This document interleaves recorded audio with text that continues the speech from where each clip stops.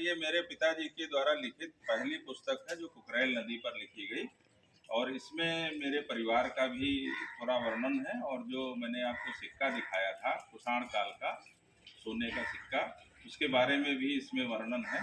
मैं आपको सादर समर्पित कर रहा हूँ। और एक पुस्तक और इसके साथ में है, अखियन देखी अयोध्या पहले और अब। तो उसमें क्या है कि जब ये गिरी थी, बाबरी मस्जिद गिराई गई थी, तब मंदिर नहीं बना था, उसी परिप्रेक्ष्य में लिखी गई है और आपको सादर समर्पित। ठीक है, थैंक यू।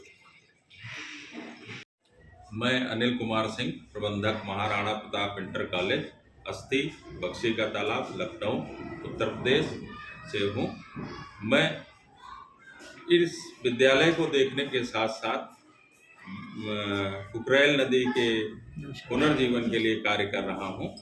और मैंने जिस कुकरेल कुएं से निकली है नदी, उसको मैंने जीवित किया। उसके बाद मैंने अलग जगाई कि ये कुकरेल नदी पुनर्जीवित होनी चाहिए, जिसको लोग, यहाँ के लोग, स्थानीय लोग भी नाला नाम से संबोधित करने लगे। तो मेरे पिताजी के मन में भी ये पीड़ा थी। जब भी वो उधर से बाराबंकी से आते थे और लखनऊ आते थे, गांव आते थे, तो लोग नाला कह के उसको संबोधित करते थे। तो उन्होंने उस पर एक पुस्तक लिखी कि कुआं से निकली कुकरेल नदी, और इस कुकरेल नदी पे पहली पुस्तक उन्होंने लिखी।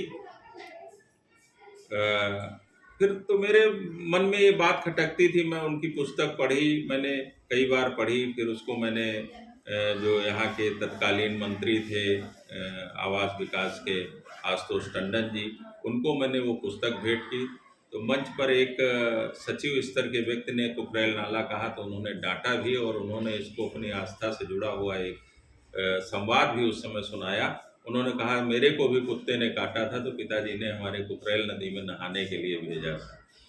उनके पिताजी भी राज्यपाल रहे, मिनिस्टर रहे, कई विभागों के मिनिस्टर रहे। तो इस तरीके से आज भी लोग इतवार और मंगलवार को यहाँ अस्थि गांव में स्थित इस कुकरेल नदी के कुकरेल कुएं में नहाने के लिए आते हैं। आज भी ऐसा है कि जो रेबीज का वायरस है, इसका पानी पीने से, इससे नहाने से वो कीटाणु नष्ट हो जाते हैं। तो इस तरीके से ये कहानी है। आगे थोड़ा सा और मैं विस्तार से बात करूंगा, विद्यालय का भ्रमण करते हुए और उस स्थान का भ्रमण करते हुए पांडे जी के साथ अपनी कहानी को आगे। प्रोग्राम्स होते हैं, उसमें जो कंपटीशन होते हैं, पोस्टर कंपटीशन, निबंध जैसे राइटिंग, ये सब इस तरीके से, या रंगोली बनाने का, या दीपावली में दीप महोत्सव होता है। तो इस तरीके के कार्यक्रम होते हैं, वो चीज़ें सहेज के रखी जाती है कि आने वाले बच्चे भी इनको देख करके प्रेरणा लेते रहें। ये पलाश के भी पेड़ हैं, पीछे से ना, पीछे वो पलाश का पेड़ लगा है। बच्चे पास आउट करते हैं, ट्रेनिंग लेके आते हैं, वो बच्चे इसमें बैठते हैं, है ना। LKG में है ना आप लोग? ठीक है सर। और ये भी सब टीवी और उन संसाधनों से इस बार अप्रैल में लैस हो जाएंगे। तो हमारे यहाँ नर्सरी से लेकर के 8th तक के बच्चे दृश्य श्रव्य माध्यमों से पढ़ेंगे। सारे टीचरों को भी ट्रेनिंग दी जा रही है। सारे टीचर एक एक करके उस कमरे में जाते हैं और अपना कार्य करते हैं सुचारू रूप से। करोड़ का उससे हमारा कृषि, तो उससे हमारा जो है क्या कहते हैं सहयोग हुआ है। अभी हमारे नर्सरी से लेके और 8th तक के बच्चों के लिए वो अप्रैल में इसी तरीके से दृश्य श्रव्य माध्यमों से शिक्षा दी जाएगी बच्चों को, जिससे वो जल्दी, उनकी ग्रास्पिंग पावर जो है ज़्यादा मजबूत हो सके और देख सुन के लिखना सीखें तो जल्दी सीख पाएंगे। तो ऐसा एक अभिनव प्रयोग MOU हमारा साइन हुआ है, तो उसके माध्यम से बच्चे ये सीख सकते हैं। तो चूंकि बच्चों को आगे बढ़ाना है हमें समाज में और तेजी से, जैसे शहरीकरण धीरे धीरे हो रहा है, तो उस तरीके से हमें बच्चों को, अपने उन बच्चों को साथ में लेके चलना है। ग्रामीण परिवेश के बच्चे पीछे न छूटे, इसलिए ये हमने एक करार लीड ग्रुप से किया।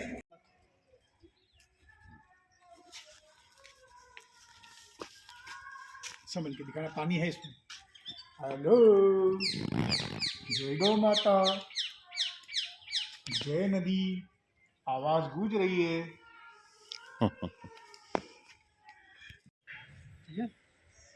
ये देखिए यहाँ पे केले, चारों तरफ आपको केले खूब दिखेंगे। मैं अक्सर बोलता हूँ अगर गौशाला है आपके पास में तो आप केले का पेड़ लगाओ, क्योंकि ये तना जो है जब इतने हेल्दी रूप में रहता है तो ये चारे का भी कार्य करता है और सब्जी भी बनती है। इसके पत्ते में आगंतुक को आप खाना खिला सकते हैं और ये केला जो साल भर आपको पोषण से कच्ची सब्जी बनती है और पका हुआ खाने के योग्य बनता है। तो आप देखेंगे केला बहुत है, ये एक बार लग गया तो सदियों तक फला।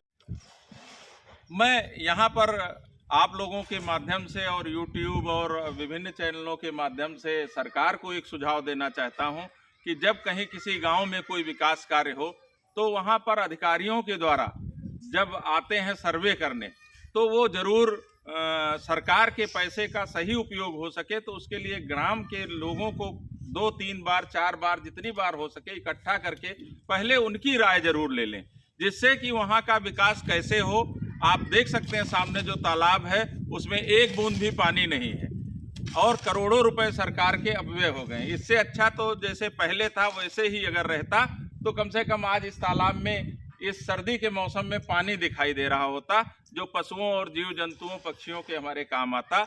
आप देख रहे हैं कि करोड़ों रुपए व्यय करने के बाद एक भी बूंद पानी नहीं है, तो इससे पैसे की क्या उपयोगिता है। तो इस तरीके से मैं सरकार के माध्यम से ये आवाज उठाना चाहता हूं कि सरकार इन चीजों पर ध्यान दे, पैसे का अपव्यय न हो। ये हमारे अस्थि गांव का प्राचीन दसौर तालाब है जो आपको नए कलेवर में दिख रहा है।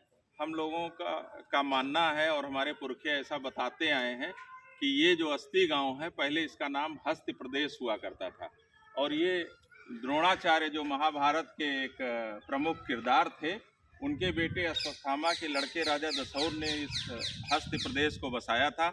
और इस जिले में और इसके पड़ोसी जिलों में हरदोई और सीतापुर जिले में भी जो महाभारत कालीन अवशेष मिलते हैं, तो इससे ये सिद्ध होता है कि कभी ये हस्त प्रदेश रहा होगा।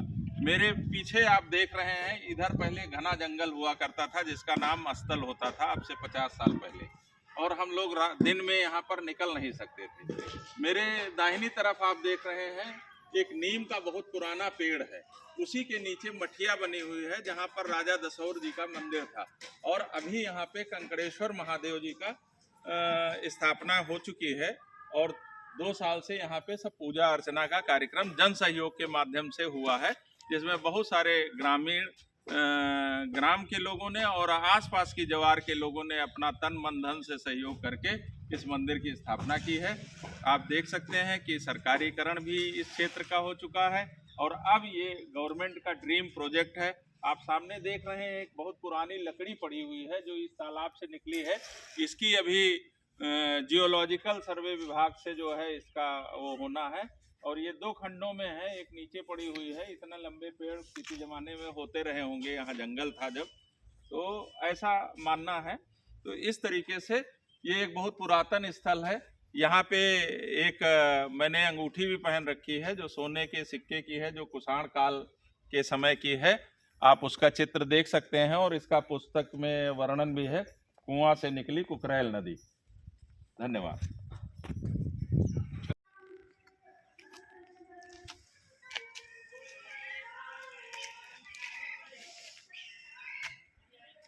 एक 1.5 किलोमीटर लंबा है झील का एरिया।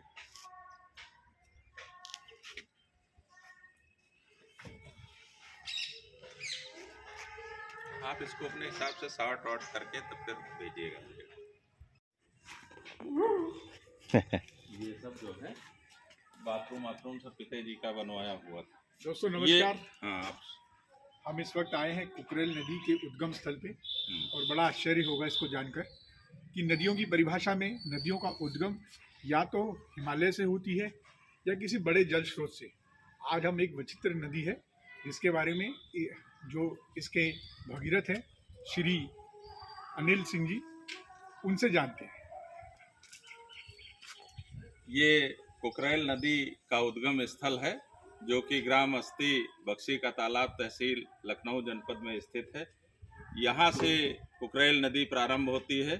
कुएं से निकल करके अब से 400 साल पहले लगभग कुएं से निकल करके ये दसौर तालाब में जो है गिरती थी और दसौर तालाब से कसई झील होते हुए ये कैचमेंट एरिया का पानी अपने साथ लेते हुए पीछे से जो आता था, नहरों से आता था और कुलाबों से आता था, उस जल को इकट्ठा करते हुए आगे 55 किलोमीटर की अपनी यात्रा तय करते हुए ये भैंसा कुंड के पास गोमती नदी में मिल जाती थी। इस पर 9 पुल बने हैं, 2 पुल जिसमें अंग्रेज़ों के ज़माने के बने हुए हैं, एक कुर्सी रोड पर और एक फैजाबाद रोड पर। अब इस प्रयास को हमने जब पिताजी ने हमारे पुस्तक लिखी थी 2019 में, और 2019 में ही उनसे प्रेरणा लेकर के मैंने इस कुएं के ऊपर काम करना शुरू किया। पहले तो इस कुएं को हमने पुनर्जीवित किया, 30 साल से जो सूखा पड़ा हुआ था उसमें हमने इसमें पानी ला दिया, और पानी लाने के बाद फिर हम लोगों ने दसौर राजा का जो तालाब था, मंदिर भी बना हुआ है वहाँ पर जो जीर्ण शीर्ण अवस्था में है, अभी वहाँ पर कंकड़ेश्वर महादेव मंदिर की स्थापना हो चुकी है, और बढ़िया दसौर राजा का सरोवर जो है वो अमृत सरोवर के रूप में जाना जाता है, वो भी बन गया है। कसई झील भी पूरी तरीके से विकसित की जा चुकी है, बीच में खुदाई का काम चल रहा है, और कुकरेल पिकनिक स्पॉट से में शारदा नहर का पानी छोड़ा गया है, जहाँ से कुकरेल नदी गोमती की तरफ जहाँ पर मिलती है वहाँ तक प्रभावमान रूप से बह रही है, और उसके किनारे के जो दोनों किनारे हैं उनको बागबानी के लिए कई सारे जो है वो हरित क्षेत्र बनाए गए हैं। वहाँ पे बीजों द्वारा पौधों का रोपण हो रहा है, पौधों के द्वारा रोपण हो रहा है, तो तरह तरह के सौमित्र वन और इसी तरीके से कान्हा वन, इस तरीके के वन क्षेत्र डेवलप किए जा रहे हैं कुकरेल नदी के किनारे। तो अब गवर्नमेंट ने इसको सब ले लिया है, और मुख्यमंत्री जी का ड्रीम प्रोजेक्ट है, इसी पर लायन सफारी और चिड़ियाघर सारी चीज़ें इसी पर आ रही हैं धीरे धीरे। विद्यालय का और हमारे गांव का पहला हरिशंकरी है, जो आजकल आप सुन रहे होंगे, अखबारों में भी काफ़ी सुनते होंगे कि हर जिले को हरिशंकरी से आच्छादित किया जा रहा है, प्रत्येक गांव को आच्छादित किया जा रहा है। तो 2021 में हमने ये हरिशंकरी का पौधा, जिसमें ब्रह्मा विष्णु महेश के परिचायक हैं, बरगद पीपल पाकड़ के 3 पेड़ लगते हैं 1 मीटर खाले में, और यहीं पर मुझे पिछले साल थोड़ा सा ज्ञान हुआ जब मैं आया इधर, घूम रहा था अपने प्रिंसिपल साहब के साथ, तो मेरे दिमाग में आया कि 60 साल की आयु को जब मैं पूर्ण करूंगा तो मैं थोड़ा सा अपना चोला बदलूंगा और लोगों को हील करने का प्रयास करूंगा, लोगों को मेडिटेट करने का प्रयास करूंगा। और ईश्वर ने मुझे कुछ ऐसी शक्तियां दी हैं जिससे मैं बड़े बड़े काम, अब अपने मुंह से कहना तो थोड़ा अच्छा नहीं लगता है, लेकिन अब ऐसा हो गया है कि प्रकृति के साथ रहते हुए प्रकृति ही मेरा साथ देती है, तो मैं लोगों को फ़ोन के माध्यम से भी हील कर सकता हूँ। मेरे साथ ऐसे 5-6 परिवार हैं जो वेंटिलेटर से लौट आए हैं और इस समय स्वास्थ्य लाभ कर रहे हैं। मैं फूलों से उनकी चिकित्सा करता हूँ, बजरंगबली को अपना प्रेरणा स्रोत मान करके, और उनके आशीर्वाद से इस तरीके की शक्तियाँ हैं। मैं चाहूँ तो बारिश रोक सकता हूँ, 5 मिनट में बारिश रुक जाती है, और जब मेरे यहाँ इस विद्यालय प्रांगण में कोई कार्यक्रम होता है तो अगर बारिश का मौसम है, 15 अगस्त हो रहा होगा, तो उस दिन धूप खिलती है। ऐसा लोग जान चुके हैं जो मेरे साथ रहते हैं, और इसके साथ साथ भगवान की असीमित कृपा है मेरे ऊपर। मेरा कुछ खाने का मन करता है तो वो चीज़ मुझे आगे ही आके मिल जाती है।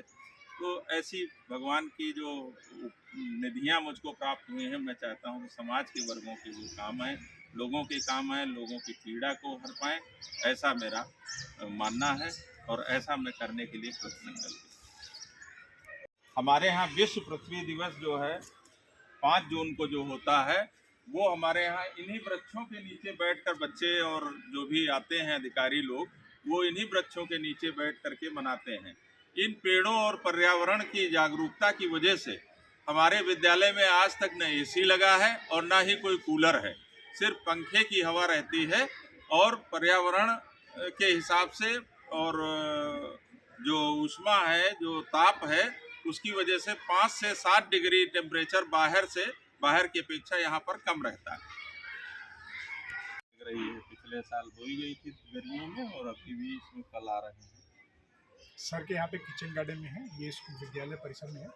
आप यहाँ पे देख सकते हैं लता वर्गी, रेंगने वाले, चढ़ने वाले और वृक्ष पौधे के रूप में सारी चीज़ें यहाँ पे हैं। अगर आप क्रमबश मेरे राइट हैंड से लेके लेफ्ट हैंड तक जाएंगे तो आप देखेंगे कि ऊपर फलदार पौधे हैं और नीचे सरसों है, उसके बगल में साइड में कुछ और पौधे हैं। इसी तरीके से जब हम आगे बढ़ेंगे तो अम्बार, ये करौंदा, चढ़ने वाली लौकी, करौंदा, इलायची, केला इधर के गन्ना साथ-साथ है। में झूले लगे हुए हैं ताकि बच्चे इसका आनंद लेते हुए, ये चंदन के पेड़ भी लगे हुए हैं, जामुन का पेड़ भी लगा है और नीचे देखिए मल्चिंग हो रखी है, इसे कहते हैं लाइन मल्चिंग, यानी ज़मीन को ढक कर इनके कीड़ों को करना। और ये देखिए बीच में ये गन्ने और नेपियर के कुछ अंश दिख रहे हैं। इस तरीके से उन्होंने बच्चों के एजुकेट करने के लिए ये स्कूल में बहुत अच्छा चीज़ बनाया। नमस्कार, आज स्कूल के परिसर में है, तो जैसा मेरा हमेशा ध्येय रहता है, पर्यावरण एक विषय है। तो सर के स्कूल में हमने बच्चों की नर्सरी तो देखी है और ये फूलों की एक नर्सरी यहाँ पर देख सकते हैं, विभिन्न प्रकार के फूल हैं और ये गुड़हल का फूल है, फिर गुलाब का है और उसके नीचे आच्छादन के रूप में छोटे छोटे और भी फूल लगे हुए हैं। और यहाँ पे आप देख सकते हैं पत्ते और जो जैविक चीज़ें वो जमीन पे पड़ी हुई है ताकि यहाँ का जो पारिस्थितिक तंत्र वो बना रहे। और ये बच्चे अभी से स्कूलों में देख रहे हैं और सीख रहे हैं, ये बहुत ज़रूरी है। सर आप यहाँ पर आप सामने देख रहे हैं ज्यादा घने घने पौधे जो लगे हुए हैं वो चंदन के पेड़ हैं। ये सफेद चंदन है और ये प्रेरणा मुझको मिली जब मेरे पिताजी का देहांत हुआ 2021 में। तो जब उनका दाह संस्कार हो रहा था तो चंदन की लकड़ी की प्रथा है हम हिंदू धर्म में, वो दी जाती है देसी घी में लगा के, लेकिन वो नकली चंदन था। तो मेरे मन में ये विचार आया कि मेरा पिता इतना शानदार इंसान था और वो नकली चंदन के साथ जा रहा है, तो मुझे प्रेरणा मिली कि मैं विद्यालय परिसर में क्यों न चंदन के पेड़ लगवाऊं, जिससे कि जो हमारे घर के हों या किसी भी गांव का कोई भी सदस्य हो या हमारे जो टीचर्स हैं और लोग हैं जिनकी भी जानकारी मिले, उनके साथ चंदन की असली लकड़ी जाए। तो मैंने ऐसा प्रयोग करने के लिए 10 चंदन के पेड़ लगवाए। 10 में से 8 चंदन के पेड़ सफल रहे। इस समय 15 फीट की हाइट उन्होंने अटेन कर ली 4 साल में। तो ऐसा प्रयास मैंने किया, तो फिर मैंने धीरे धीरे करके 100 चंदन के पेड़ इस विद्यालय परिसर में लगाए हैं। और मेरी ये योजना है कि हर किसी के साथ असली चंदन की लकड़ी जाए, जिससे उनकी आत्मा को शांति मिल सके। और मेरे विद्यालय को 100 चंदन के पेड़ मिलेंगे, जो 20 साल में 1 लाख रुपए का एक पेड़ हो जाएगा। तो विद्यालय के लिए अंशदान भी हो जाएगा। धन्यवाद।